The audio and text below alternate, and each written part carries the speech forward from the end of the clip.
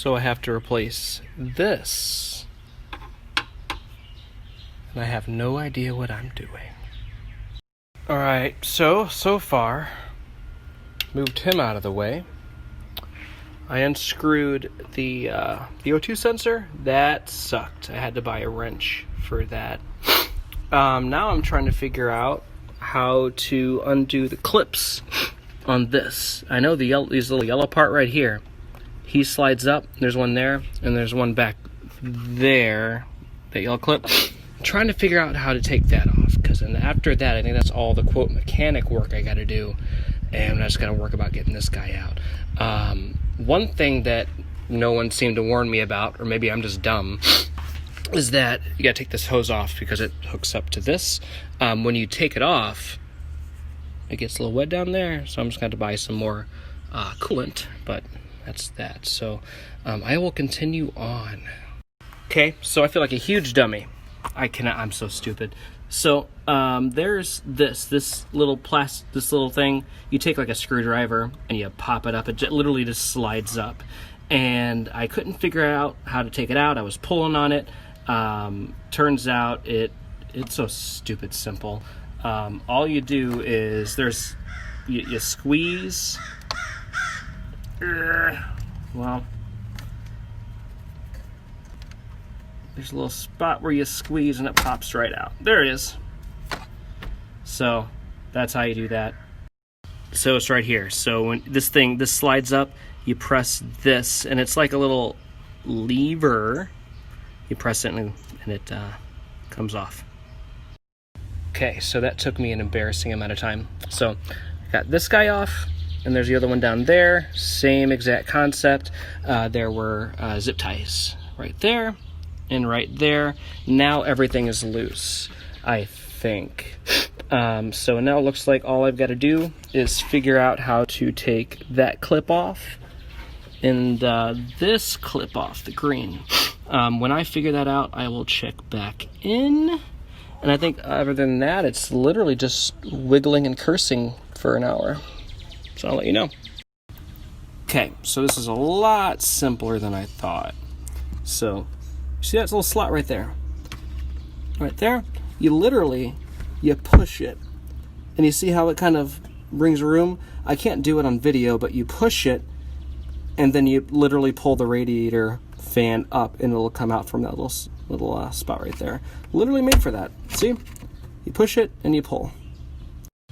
I cannot overestimate how much this clip sucks. I've been fucking with this, sorry for the language, for 20 minutes now, and I'm still trying to get it out. It sucks. It sucks. The little spot with the green dot on it, that has to go out, right? And that little slot I was showing you earlier, that you just push your screwdriver into, goes in, but they've got to do it at the same time. And this sucks, and I'm trying to figure it out. I'll check back in, but I think I've got a plan. Okay, so figured it out. So basically what I did was, when you push that little lever in, it leaves a gap for the thing to slide up. But that other clip with the green dot on it needed to be pushed out at the same time. So literally what I did was I pushed in the slot with the flathead screwdriver, and then I just kind of wedged the flathead screwdriver in the little hole that I made. That way that clip couldn't go back out to lock it back in. So I shoved the screwdriver in there, and then went and grabbed another screwdriver and pushed on that green guy, and then it ended up coming out. So we are good to go. Now I just gotta wiggle on this guy for a while. He is completely loose. Okay, so we are almost finished. See this guy let me go right here. Right here. So that is attached to our little fan here. That needs to come out. On the far right side, there is a little, I guess, clip thing that you put a screwdriver, a flathead in, and pull it apart. I will show you once the whole fan is out. But it's super simple. It's on the right side. You shove your screwdriver in, and the whole thing literally comes out, and it loosens up, and it lets you, you know, pull on your radiator fan without breaking stuff. So now we should be completely free, which we are. Freeze those two guys up. So let's wiggle for a while. Okay, so we are now 100% free. The radiator completely loose from all the stuff. What I'm going to do now, I'm going to follow that other YouTube guide where the guy took this end out, and it went up and out. But we got to cover these fins up with some cardboard, otherwise, apparently, according to him, you will tear it up. So I'm going to literally take some cardboard, because the actual radiator fan hasn't come in yet. I'm just going to slide it in between, that way I can yank it out without destroying the fins, because I don't want to replace a radiator too. So I needed a little more room to wiggle this out, so I took off the heat shield. I didn't do it, I'm not going to show you live, but there's a screw here, here, here, right there, and on the bottom. That one kind of sucked, but after that it kind of wiggled right out. So now we're going to keep wiggling. Alright, so I got it out. Also, I removed the engine cover because I feel like it would help to put the heat shield back in if I did. And don't worry too much about that. You may not have to do it, but if you do, it literally pops off. You pull this, and this off, and then you take this little screw out. It is a 10 millimeter. It is super simple. You just pull on it and it pops off. Anyways, so what I did was, if we're pretending that this is still inside the engine, I pulled this end up and was able to get it up and past the little hoses back there. And by what I mean by that is this little guy here will get stuck and caught on these little fellas. So when you're pulling it up and out, just be mindful, because it'll get caught on there.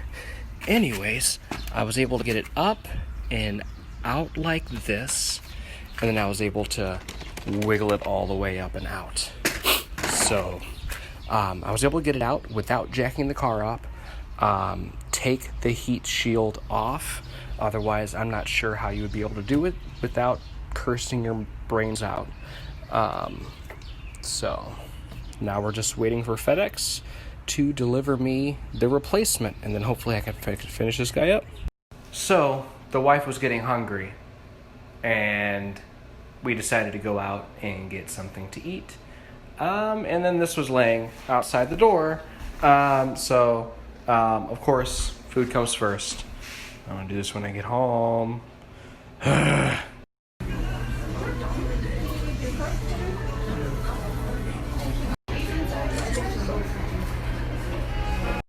And I'm back. Old one, new one. Let's see how this thing goes in. Okay, so we were trucking right along. So what I did was I basically put it in the exact same way that I pulled it out. So I put this side in first, I slid it down. Make sure you're being very mindful of these little metal wire things. And slide it in, and it will just go right exactly where it went when it came out. Not a lot of instruction I can say, other than you just gotta put it back. Okay, so he is in. So excited. So, little tabs here you just gotta follow. It slides right in the way you took it out. So there's the tabs over there, and then there's the green tab you can see there. There is if you need help lining it up, this little black tab on the bottom rests on the ledge. You can kind of see it right there. Other than that, huge deal. This guy. The new fan will not come with one of these. This is the thing that we took off earlier that holds these little metal thingamabobs in place. So you're going to have to swap it on over. So be wary of that. This is the part that I pulled out. If you see those little tabs there, little guys, I literally just took a pair of needle nose pliers, pushed those two in, and it slowed right back out. So I should be able to just pop this fella back in on the new fan. Okay, as long as I didn't mess anything up, everything's buttoned back together. put him back. The O2 sensor is back in. This fella's back on. The heat shield's back on. Got to fill him up with some fluid. I got to put him on. But I think everything is buttoned up and ready to test this guy out. Here's hoping I didn't mess up. And we have ourselves a working fan, people. Took a while, but guys, I think we are good. We're good, guys. That is how you replace one of these bad boys. Hope I never have to do that again. You know, I would say that I would miss you, you know, but I don't. Final thoughts after going through all that.